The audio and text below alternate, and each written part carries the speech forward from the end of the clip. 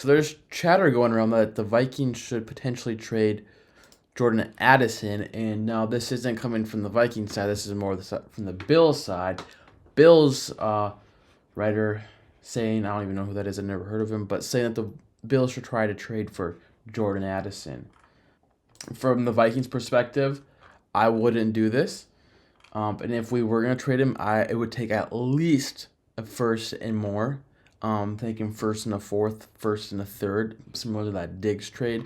To trade Addison, he's a 23-year-old receiver. He would be a number one receiver on their team, and he is a very good receiver that would be a number one on a lot of teams. Vikings have him very cheap for 2 more years. He's a great deep threat. He can play at all three levels. He's just a great compliment to JJ, and I think he gives us one of the best receiver rooms in the league. And so trading him would definitely be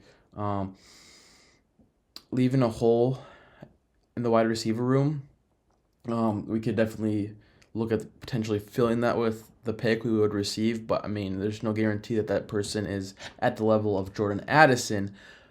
But the value of, or the attraction of trading Addison would be that this is a guy that's going to be looking for an extension after the season, and you're kind of getting ahead of that and moving off him to get another first round pick to replace another guy, so you could get another cheap receiver to fill his role. And so what I'm going to do is I'm going to run through what it would look like if the Vikings traded Addison to the Bills and what the options would be in filling his role or filling that wide receiver 2 spot, and see if we could do it in the draft. Let's say they trade pick 30 and pick 132 to the Vikings. So let's just...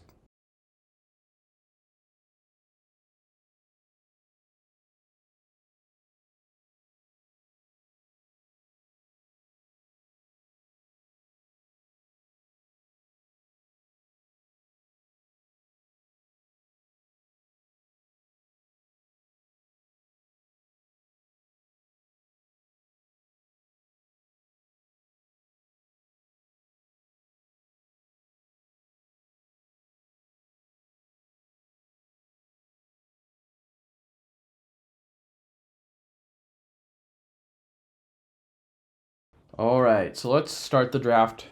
So I think potential receivers we could be looking at is Matthew Golden at this spot, or like a Nemeka Buka or Luther Burden. I'm not necessarily big on any of them. I like Golden. I think Golden would be the one I would consider taking here. Emeka Abuka, this might be a little bit too rich of a spot for him. I think he'll be a solid receiver in the NFL. All those Ohio State receivers are always solid and well coached. But let's look at trading back here. There's nothing necessarily that's interesting.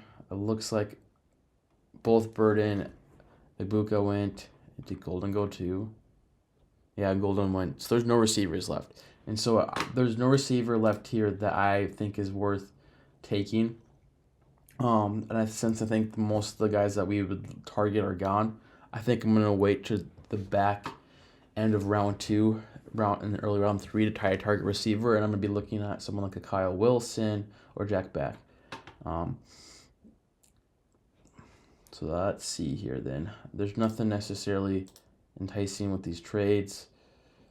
So I think what we're going to be considering here is either Derek Harmon, the defensive tackle, or Gray Zabel, the guard, depending on do we want to improve the offense or the defense here. But I think since we traded away Addison, and that hurts our passing game a little bit, and with the additions to the offensive line, we're going to have a solid offensive line this year. And if we could draft Zabel, he can play left guard, and that really gives us a solid O-line. So if we're not so reliant on our pass game, and we'll have a good running game with a 1-2 with Jones and Mason. So I'm going to take Zabel here at 24. And that's who I want the Vikings to draft. I am like all in on Gray Zabel. And I'll talk about that later in another video. Okay, so then we got another trade offer for pick 30. So we could go back to 42. That I like that deal. Just because I think we could target a receiver in that range. Let's see who would be available. If a Trey Harris was there, I would take him. Jaden Higgins, maybe. But I also, that 55 would be a nice spot. Oh, but this is a significantly better offer, I think. I'm going to take this one. Let's throw in the 207. No? Okay. Well, we're going to take that Jets offer. So we move out of the first round, go back to 42. We get an offer from the Raiders. That is not interesting at all. And so now we're going to be looking at corner. Let's see, Benjamin Morrison.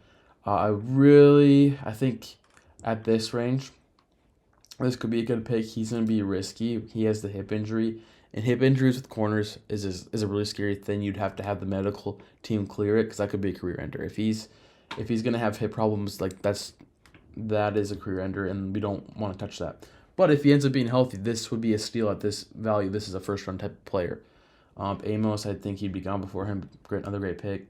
Thomas also, I think, will be gone before him. But before then, another great pick. But let's look at receivers again. Trey Harris is there. That's one we could look at. And I do really like Kyle Williams. I think he has potential to be top 5 receiver in this class when it's all said and done. But I just don't. I got picked 73. So we could be looking at if we. Okay.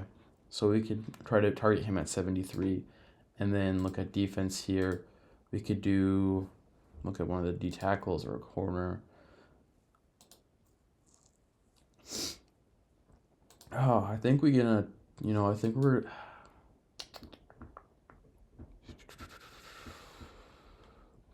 Man, you guys, it's kind of a coin flip here. Let's go with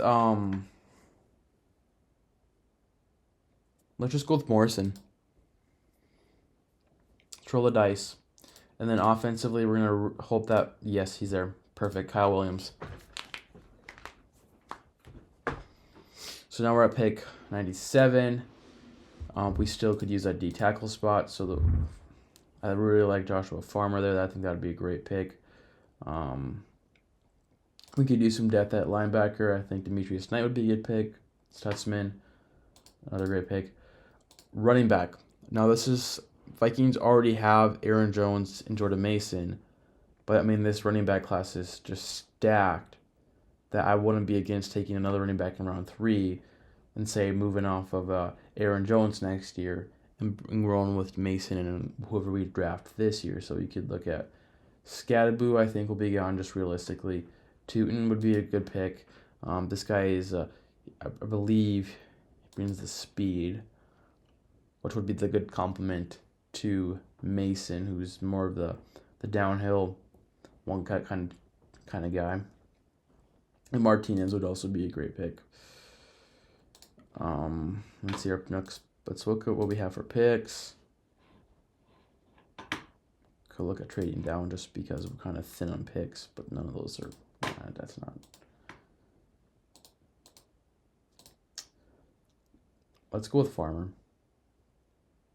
Let's go do Farmer. Yeah. And then we can take another running back. At 132, Martinez is there. I don't think in the real draft he ends up falling that far, but you never know. So let's take him. And again, we get no trade offers, but I want to trade down just because we just don't have many picks. Let's try to get down to, let's see, we're at 39. Let's try to trade back with Philly. See if Philly will give us 2 of those 6th-round picks. No. What if you do 65 and 68? No, I don't want to do that, man. Darn it. Well, what if, let's just say, like, Chargers were talking to us earlier. If you want to come up, oh, you have plenty of picks. Let's say 158, and you give us 199. 256. No?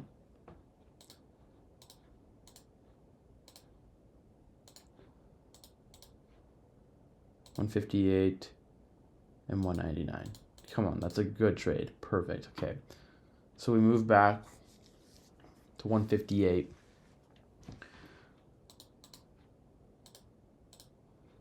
So we're not. So we could use another receiver.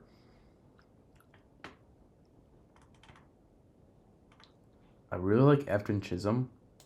I think we could target him with pick 199.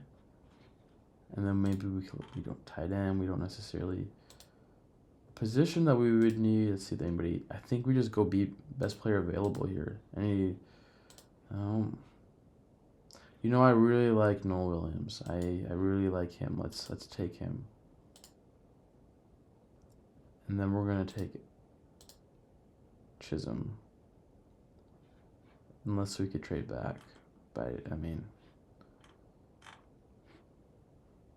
let's go Chisholm. Solid. That's a solid draft.